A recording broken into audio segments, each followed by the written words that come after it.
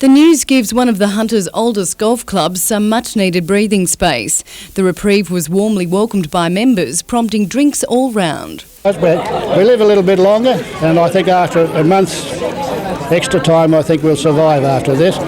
Administrators have agreed to give the club 1 month to trade its way out of trouble. We were looking for any sort of opportunity we could to allow the club to continue to trade and to refinance, and a number of proposals have been put forward.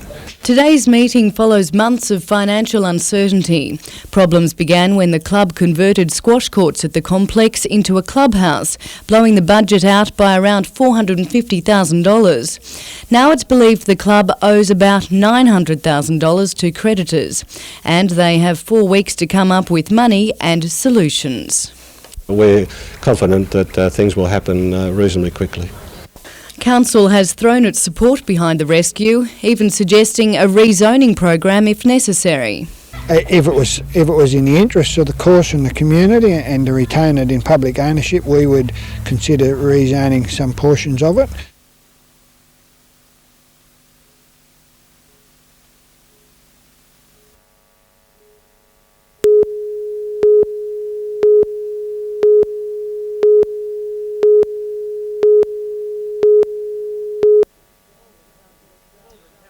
All the towns of Stroud around the world compete, but the Australian end of the international brick and rolling pin throwing competition has a style all of its own. And there was another tussle on the running track, with an unlikely competitor leading the men around the bend in the Stroud 300-metre handicap. Do you think you're going to be able to hold the boys off or not? Probably heard Toby coming around the back, but before the final I thought I could have. But the highlight of the day is the rolling pin and brick throwing, though the damp conditions obviously made life tough for competitors. The weather's obviously not the best, but there's nothing that'll stop the fun at Stroud's biggest day of the year. David McElwain, NBN News.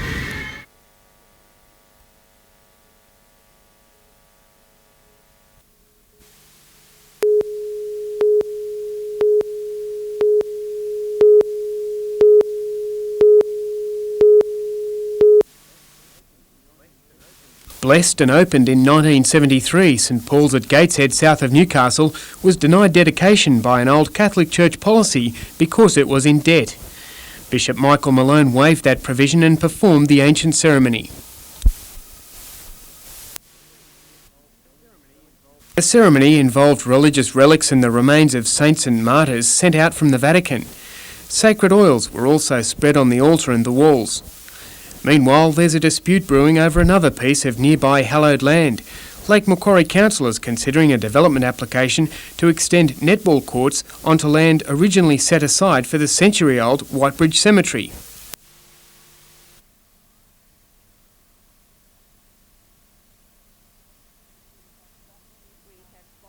We have bottles and cartons and food. We have people picnicking on the graves. There's a total intrusion into the privacy of what a cemetery should be.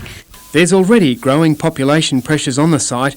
Petitions and protests are heading Council's way in a bid to preserve the cemetery. Now, we protect the rights of the unborn, and we have to protect the rights of the dead.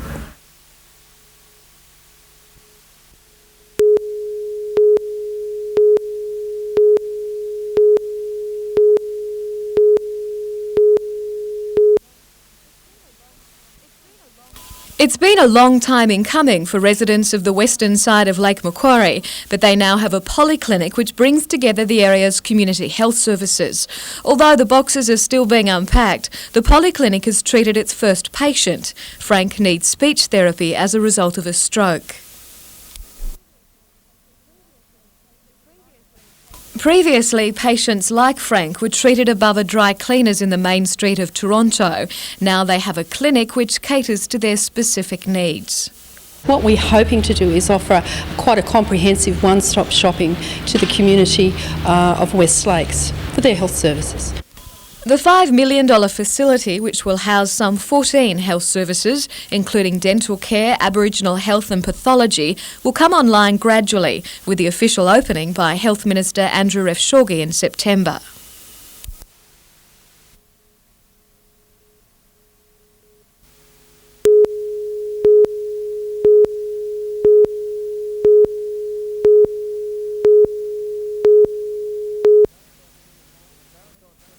Marathon swimmer Madeline Phillips knows the black strip along the bottom of Coglan's Pool at Warners Bay all too well, but her hours of training are being rewarded, most recently by an invitation to compete in the Japanese National Championships. I was so excited, like all expenses paid, and my coach Cameron Roberts gets to go too.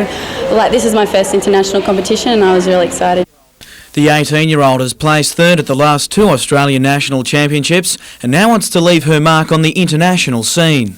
Very important, actually. I've come third in Australia over 5 and 25k, but I'd really like to get a place overseas. It would be really helpful. A 25-kilometre specialist, the Newcastle High student will swim the 5k event just a day before her blue ribbon race. 25k should be my main event, so I won't go as hard in the 5k, but everyone's in the same boat, so we're all going to be hurting just as much as each other, and that'll make me keep swimming harder. And Madeline knows what she's capable of. She swam 50 kilometres from Morpeth to Newcastle earlier this year. As well, she has more marathon swims planned. I'm planning on swimming 100k from either Sydney to Newcastle or Newcastle to Sydney. Not quite sure which way yet. Jim Callanan, NBN News.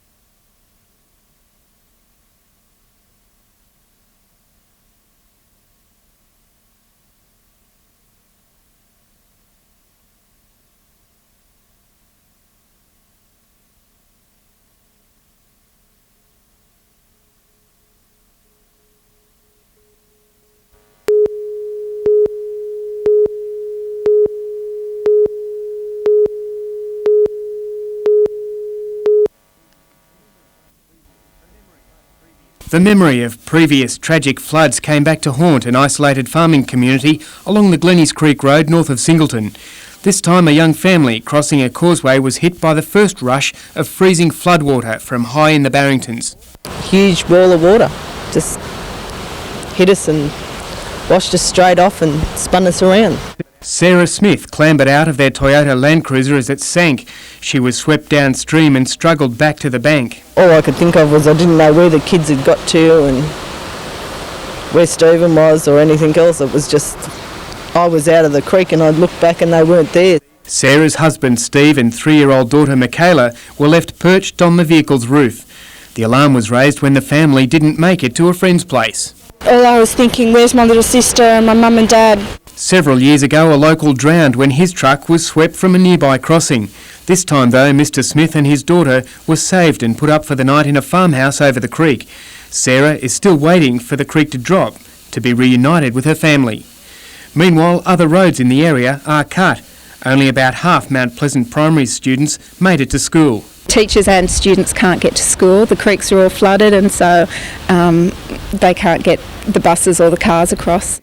SES headquarters in Muswellbrook is keeping a close watch on the flooding. The reports from up in the upper catchment areas is the rivers are falling. The water in the creek is already as deep as the bridges behind me are high. By tonight, the water will be about a metre over the road. The flood isn't expected to reach Singleton until tomorrow afternoon. Andrew Lobb, NBN News.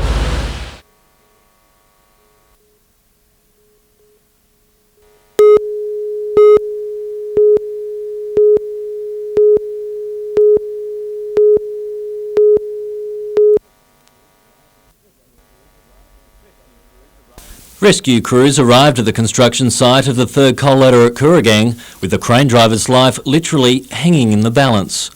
The jib of the crane had already toppled into the water and the man was trapped in the cabin, which threatened to do the same thing. Paramedics talked the man through the ordeal as other emergency workers tried to free him. After more than half an hour, the potential tragedy was averted, a human lifeline passing the man to safety. All the Port Waratah Call Services men and people there and police, the ambulance fire brigade worked really well together to extricate him quite quickly. He escaped with a fractured ankle and an injured pelvis, but emergency workers say he's lucky to be alive at all. The low tide, the unheralded hero. Had the water been a bit deeper with a higher tide, he might have been submerged in the water, which that was fortunate. The contractor, Transfield, refused to comment on the accident. A work cover investigation is underway to find out why the crane crashed into the harbour. Richard O'Leary, NBN News.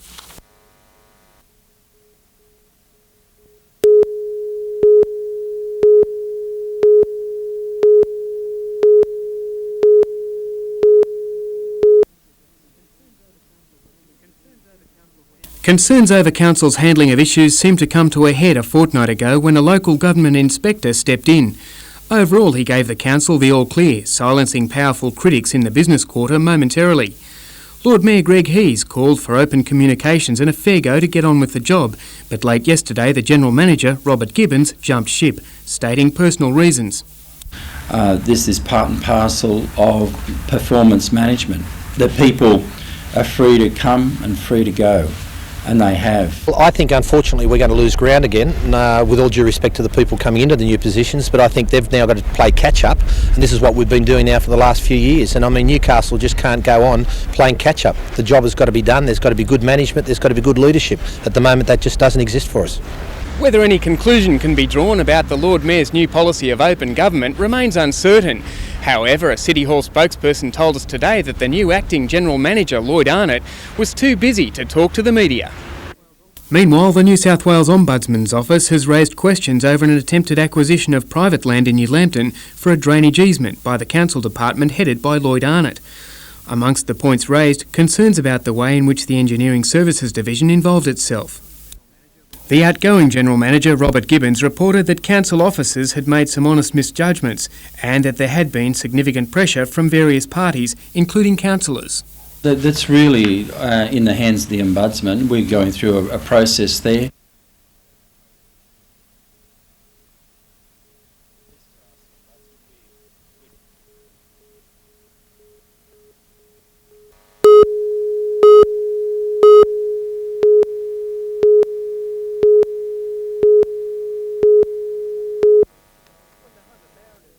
When the Hunter Mariners dissolved under the unified NRL late last year, 6 players packed their bags and headed south to Melbourne.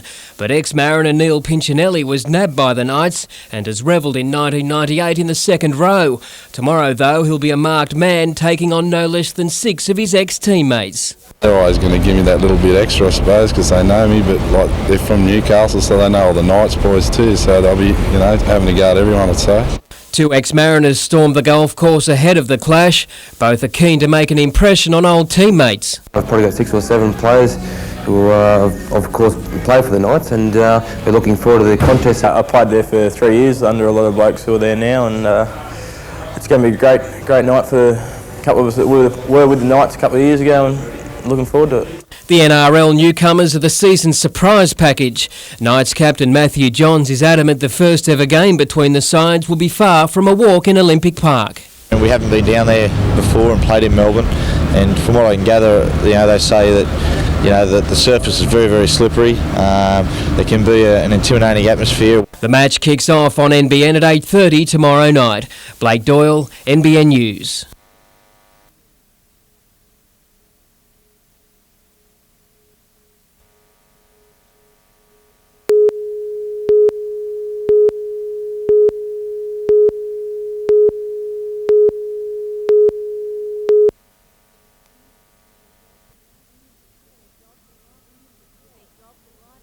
With their jobs and livelihoods at stake, more than 100 Boral transport workers are determined to stop the Jerry's Plains rail project in its tracks. These people are being replaced by a rail system that we feel cannot compete with us on cost or safety.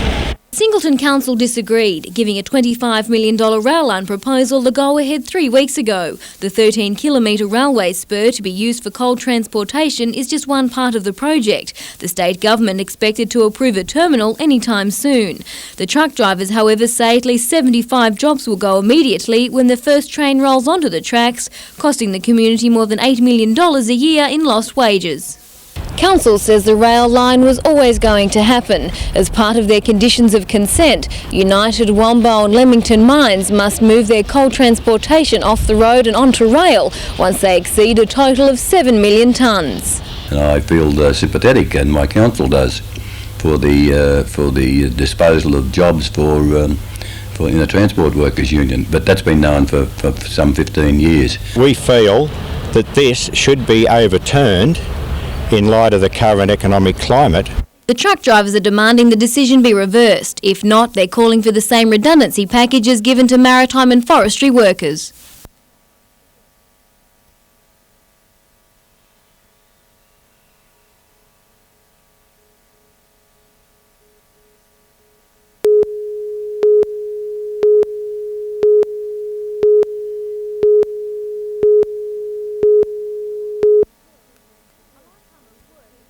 A lifetime of work adorns the walls of Muswellbrook's Regional Gallery, more than 100 paintings spanning 3 decades. The impressive collection is the work of just one artist, Rhonda Walters.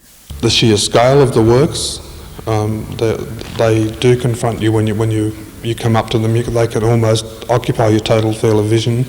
Peter Gill says Rhonda's theatrical background comes to the fore, many of her paintings both dramatic and moody. An unusual feature of the exhibition is the addition of this preliminary sketch, the finished product hanging beside it for comparison. Her degree of proficiency in how she produces the works also encourages artists and the general public. School kids in particular are relating positively to it. The exhibition runs until the 22nd of August. Simone Cobb, NBN News.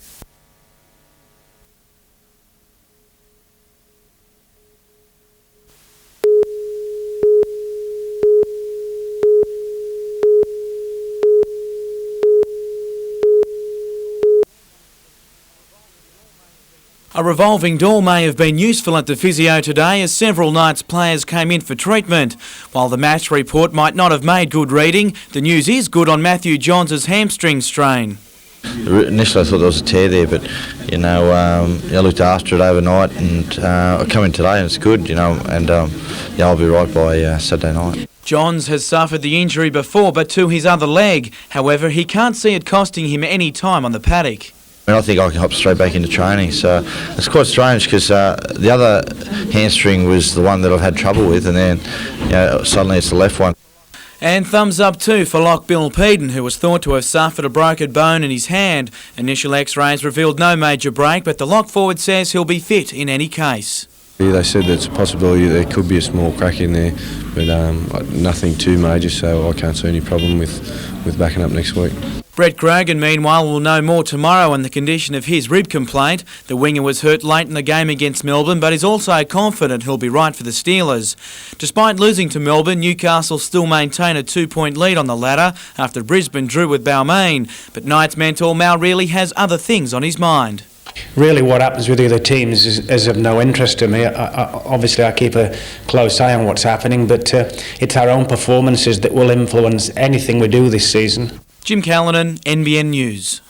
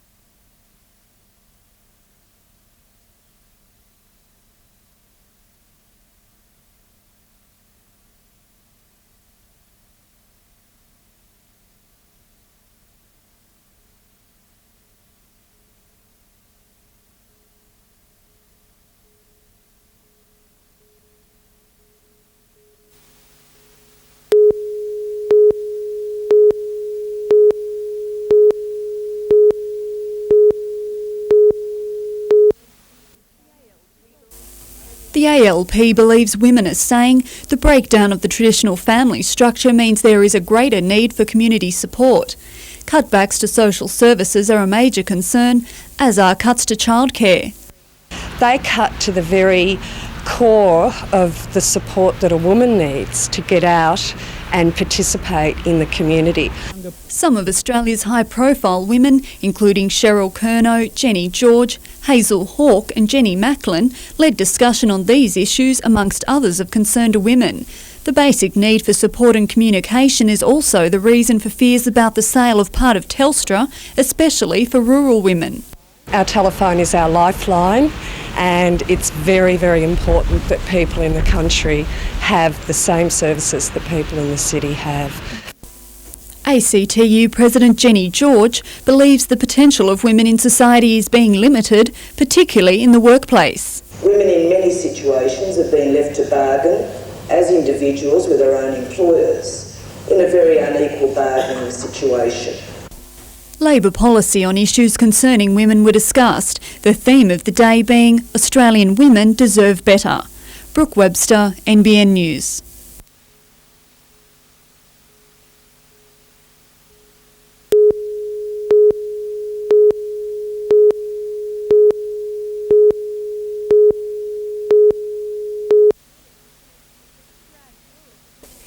Brad Druitt, a tennis professional for 15 years, now helping out with the development of juniors. They have regional state squads, and then the kids, if they're good enough, can move into the Sydney state squads, and also, of course, the Institute of Sport. Many stars of the tennis circuit have come from regional bases. Gosford youngster Melissa Dowse is taking the tennis world by storm. Melissa Dowse from Gosford has done very, very well. She's the number one 16-year-old in the world. We've all heard about Jelena Dokic recently and how well she did on the weekend. Well, Melissa is right up there with Jelena. Newcastle is the latest stop on the Roadshow tour, with 24 top junior players taking part in a special squad lesson with Noel Callaghan, the state coach, and Druitt as part of a talent identification program. A day like this launched a successful career for Druitt, who played Davis Cup tennis for his country and climbed to the dizzying heights of Australian number one in 1985. I was born in a country town. I was born in Maclean, just outside of Grafton, and really when you're 10, 11 years old and you're playing tennis out there at the country club, it really just seems such a long way to the centre court of Wimbledon. Rochelle Edwards, NBN News.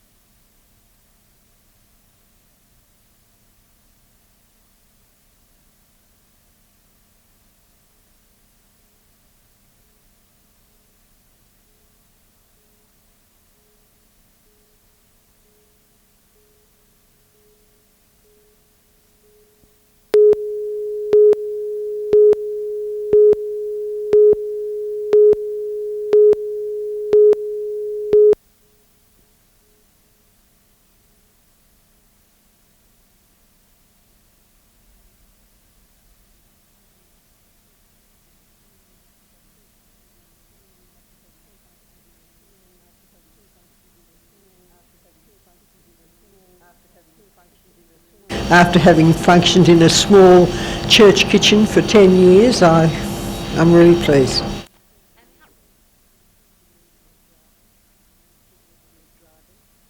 Yes, we need drivers and people to work in the kitchen.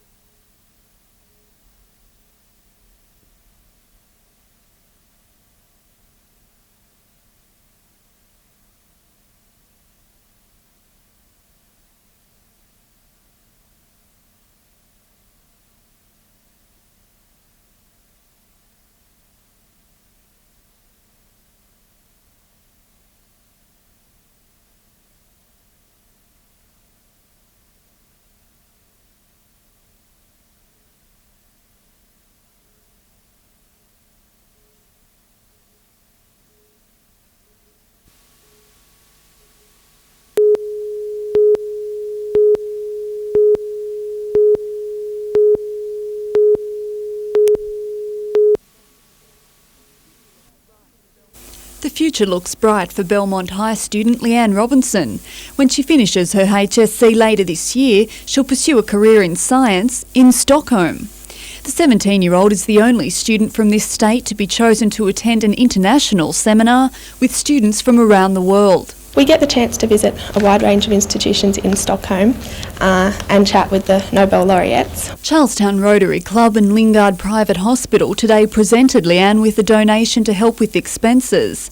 It's a trip she was chosen for over 300 others, and not just because of her interest in science. To be chosen to go overseas, it wasn't exactly the science component that was picked upon, it was more your personal qualities and the way you related to people. Leanne leaves Australia in late November. Brooke Webster, NBN News.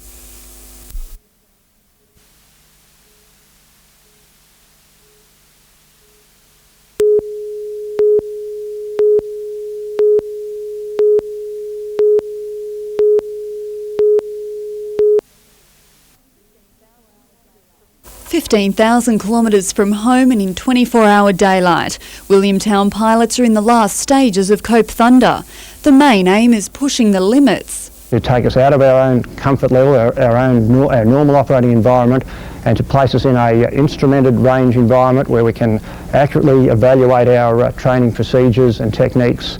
The spectacular backdrop of the Alaskan wilderness has been the setting for combat readiness testing for pilots from 5 nations.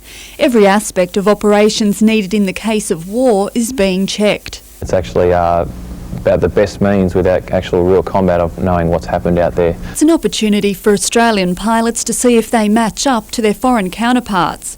From the control room to the tarmac, the Australians say they're performing well. From what I've seen from other pilots and comments from other aircrew from other nations, especially the US, they've been quite impressed with the Australians. I think all our missions have gone well that we've led. Cope Thunder concludes tomorrow, the pilots then flying south. Brooke Webster, NBN News.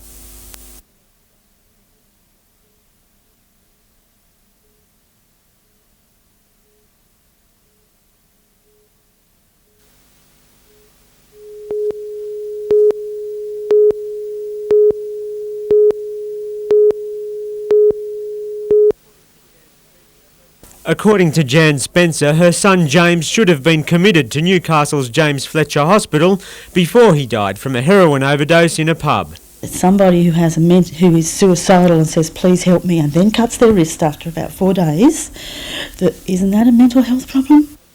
She describes her son as tormented, and anguish is an obvious feature of the talented artist's work. Jan says he always suffered from low self-esteem and used to hear voices in his head, but health authorities ignored her pleas to keep him in a mental institution. This happened twice in 12 months, and the fact that in the end he did end up in jail and he ended up raped before he died. Jan says he should never have been in prison the weekend before he overdosed, but whenever she asked for her son to be committed to James Fletcher Hospital, she received a response like this one. We are not equipped to handle this sort of problem here, that you have to go to. If you haven't got money in a fund and you can't afford a psychiatrist, we can't give you help here. She believes the government has to make more money available for people like James, who suffer from both drug addiction and mental health problems. This person is crying out saying, I can't afford to be in a health fund, I need to support my habit, but please hear me. Can't they do something? A coronial inquiry into the death of James Clark should begin early next month. Neither the Minister for Health nor James Fletcher Hospital were prepared to comment until that investigation is complete. David McElwain, NBN News.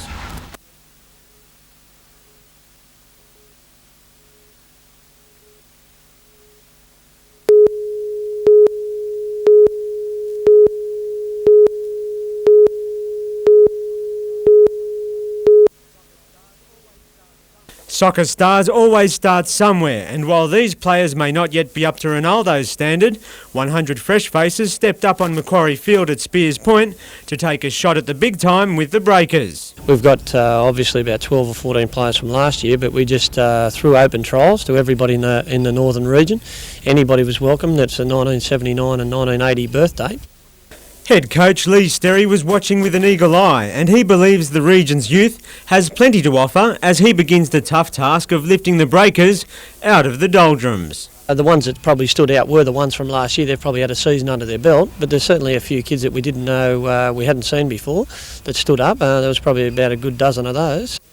The trials will continue until the end of the month, and anyone who fancies their chances of making the squad is welcome. Week by week, we've got it going over a 4-week period, Monday and Wednesday nights. So over the 4 weeks, we'll gradually narrow it down to get a finalised squad for the youth team.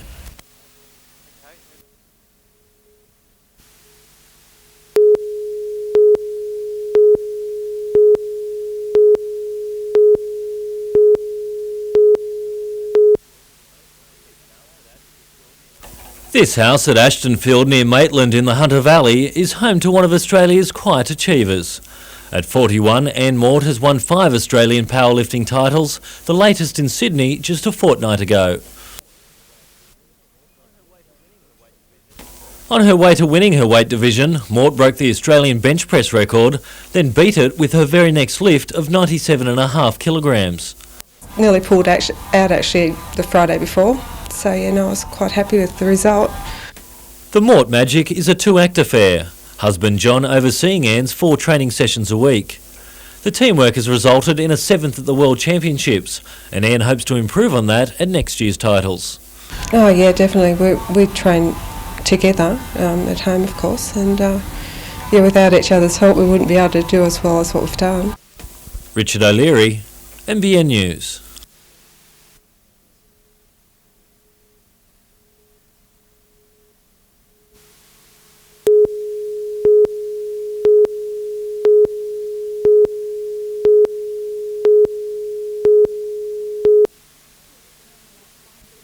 Still determined despite the rain, more than 60 Lambton residents and business people protested against the decision to close the suburb's Commonwealth Bank.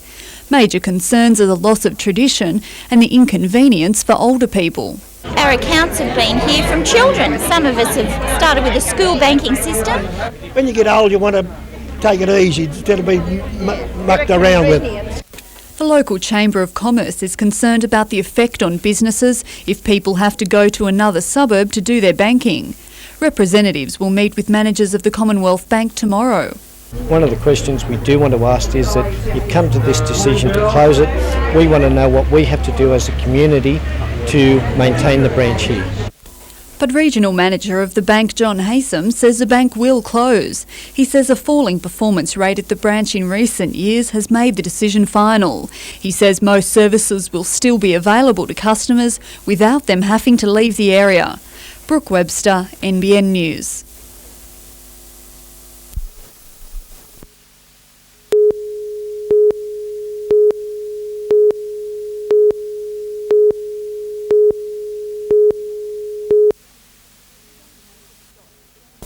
The rain may have stopped, but for more than 700 residents left stranded by the Hunter River's rising waters, relief is a long way off. And I've been through a few floods here, but I still cry every time I see it coming because I know what eventuates afterwards. From dawn to dusk, SES volunteers are transporting residents and supplies to those unable to make the trip by road. The small centre of Hinton near Maitland is completely cut off. 5 SES boats will keep up the access until the roads are again passable. For most people, the situation is an inconvenience, but others are isolated from loved ones. I usually mind him on Monday and Tuesdays and go and see him every other day, but I just couldn't get him over this morning. The emergency drops also apply to stranded livestock. The farmers are some of the hardest hit, recovering their waterlogged crops impossible. Oh, well, it'll be all dead. It will die, I'd imagine. And it'll be just work all the ground again and start again, and probably take us till well after Christmas. Although the SES says the worst is over, residents are bracing themselves for at least a few more days of boat travel. Brooke Webster, NBN News.